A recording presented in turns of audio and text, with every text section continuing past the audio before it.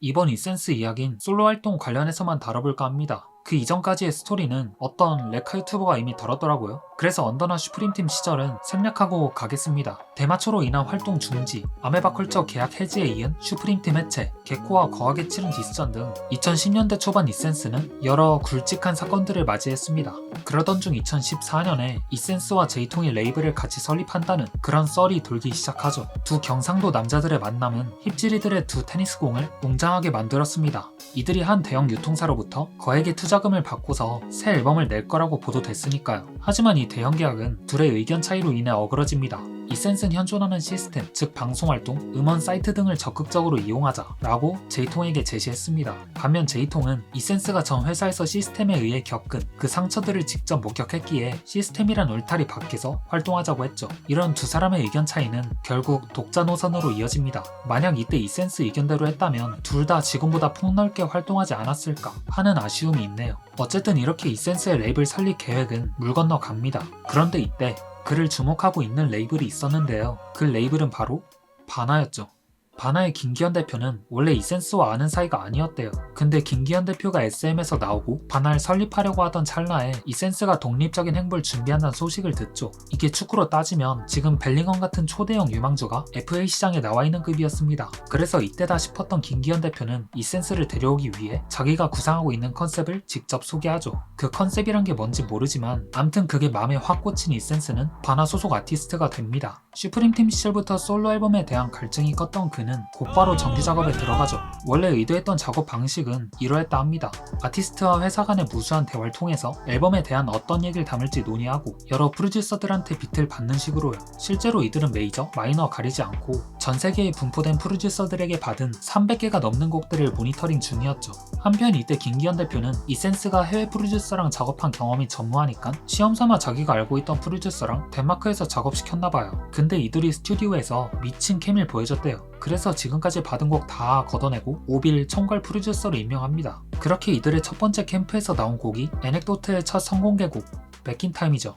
빡빡이 같은 신발 나서 닦아내 난 나이는 스킬 빅파파 뚜드 이어폰 누나의 카세트에 성김 거모 오빈 이전까지 주로 K-팝이나 R&B 베이스의 프로듀싱을 해왔습니다. 그래서 이번 프로듀싱 방향도 대중적인 사운드로 잡았었죠. 그러나 이는 바나 사람들이 정한 컨셉과 전혀 다른 느낌이었대요. 이에 바나 사람들은 그들이 생각하는 컨셉을 오비에게 재차 설명해 줍니다. 이들의 말을 들은 오비는 곡을 작업하면서 계속 이렇게 물어봤대요.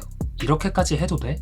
라고요. 이센스는 이 앨범을 기획하기 전에 최대한 담백하면서 미니멀한 사운드를 원했다고 합니다. 90년대 붐백 사운드 같이요. 이제야 기획 의도를 정확히 파악한 오비는 정말 오랜만에 힙봉을 맞고 줄기차게 곡을 뽑아냅니다. 실제로 두 번째 캠프를 진행했을 땐 신나가지고 하루에 트랙 2개 정도씩 찍었다고 하죠. 그래서 스튜디오에서만 걸린 작업 시간이 3주밖에 안 된대요. 두 사람은 짧은 시간 안에 영혼을 갈아서 만들었고 그 결과 에넥도트가 완성되죠. 우리 민호 이제 집에 하나 있는 남자네 네가 엄마 지켜야지 빨리 커라 강하게 비보이 뮤지컬 한 달 공연에 월급 300 근데 그게 터진 거지 홍대에 매 주말엔 우리 이름 첫 단독 공연 관객 1200 와.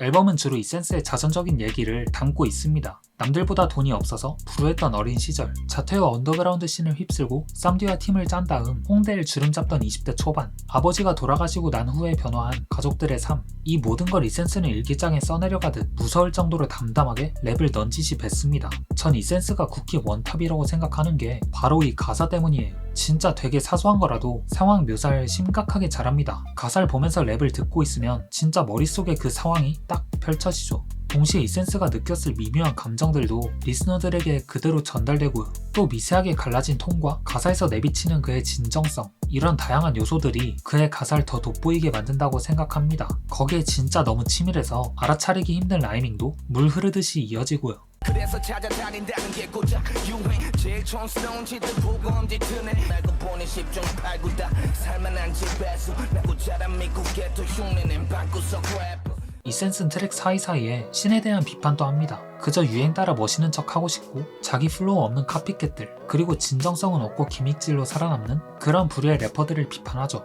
누구보다 리얼함을 추구하는 이센스에게 그들은 그저 애송이 정도로 보인 겁니다. 그렇게 리얼 힙합 이센스는 에넥도트의 영광을 맛보기도 전에 그곳으로 떠납니다. 참고로 이센스는 한대음에서 에넥도트로 올해 음반을 포함해 2개 부문에서 수상하죠. 이처럼 에넥도트는 힙합씬을 넘어서 한국 대중음악사에서도 기억될 만한 가치가 있는 앨범입니다. 근데 한편으론 이런 생각하는 사람들도 적지 않았어요. 언젠간 나올 그의 2번째 앨범이 개같이 망하면 어떡하지? 소포머와 징크스란 말이 괜히 나온 게 아닌데 말이죠. 특히 1집 에넥도트가 거둔 성공이 그의 어깨를 더 짓눌렀을 테고요. 그러나 이센스가 인터뷰에서 밝히길 2집에 대한 부담감은 없었다고 합니다. 오히려 사람들이 자기를 특정 프레임에 가두려고 하는 그런 편견들이 더 마음에 걸렸다고 하죠. 이센스라면 이런 음악을 해야지. 국힙 리얼 힙합은 이센스밖에 없다. 이렇게 아무렇지 않게 오가는 얘기들이 그에게 있어서 2집 작업에 걸림돌이 될 만한 말들이었대요. 그러나 이런 리플들을 제외한다면 다음 앨범은 이센스에게 전혀 부담거리가 아니었습니다. 그와 정반대로 그는 자신감으로 가득 차 있었죠. 영동대교의 램보 차 얘기 지겹다고 해도 그게 막상 직거가 되면 말이 바뀌어 보통 그렇게 돼 있어. 얻어내려는 이유가 뭐였던 간에 하려던 대로 해 구워 삼기 좋게 헷갈리는 말 쏟아내는 것만이 보게 될 거야. 그거 다 네가 잘하고 있다는 뜻. 요새는 술도 거의 안 마셔. 금주법이 생긴 데도 상관없을 정도야. 차라리 생겨라 씨발 그거 존나 볼만하겠네. 소주 2병에 18개월 집행유예.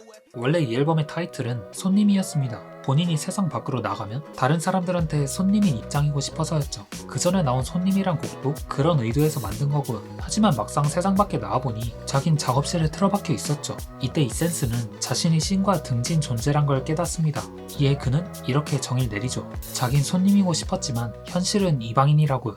야 이거 보이지 돈 싹 털어 산 시계 다른 사진 다 봐도 집은 안 찍잖아 이 새끼 해시태그 I'm flex 해시태그 TV 트니까 자존감 멋지라 강사지 탄해져 사기꾼 새끼 사진 몇 장 하고 편집한 역사하면 뭐든지 다 말이 되지 내 수저가 이런 날카로움의 원인 내 강의 근원은 내 엄마의 헌신 버려 씨발 그래 절대 안 무너져.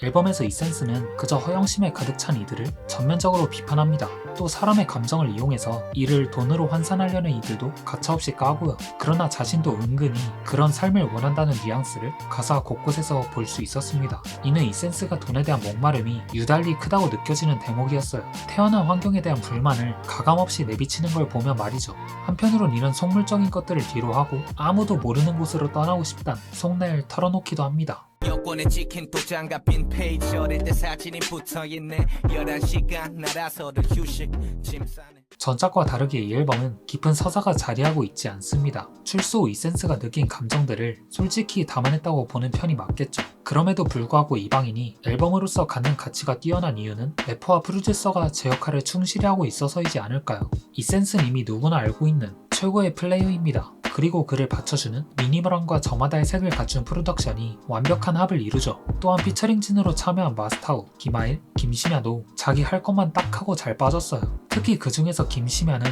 진짜 그냥 너무 좋습니다. 레이더에서 보여준 날카로운 훅은 정말 트랙에 듣는 즐거움을 더 살렸죠. 한편 에넥도트 발매 5주년을 맞이해서 이센스는 사클에 무료로 뿌렸던 곡들을 리마스터링 버전으로 EP를 냅니다. 이 중에서 비행이란 트랙은 에넥도트에 수록될 뻔했는데 컨셉과 분위기에 맞지 않아서 뺐다고 하죠. 근데 여기 들어간 트랙 하나하나가 가만히 듣고 있으면 괜스레 마음을 한 번씩 건드려요. 그래서 이 앨범은 혼자 적적해질 때 있잖아요. 그럴 때 한번 들어보시길 추천합니다. 아무 때나 앉아 담배 한 대 펴 몸에 해로워 나도 알지 물론 중독인데 아닌 척 Flip tight 깨고 나면 여기가 아닌 다른 곳이길 바랐지만 난 여기 그리고 또다시 4년 만에 그의 정규 소식이 들리고 있습니다. 유튜브에도 선공개곡이 올라왔죠. 제목이 시발이에요. 근데 이게 뭐 욕을 지칭하는 게 아니라 바나에서 나온 이센스의 새로운 시발점을 사람들에게 알리고자 이렇게 지은 것 같아요. 도입부부터 그걸 암시하는 가사가 나오거든요. 예. 그럼 지금까지 열심히 짓거려봤고요. 조만간 나올 리센스의 3번째 정규 저금통을 기대해보면서 이번 영상 여기서 마치겠습니다. 그럼 저는 다음에 돌아오죠.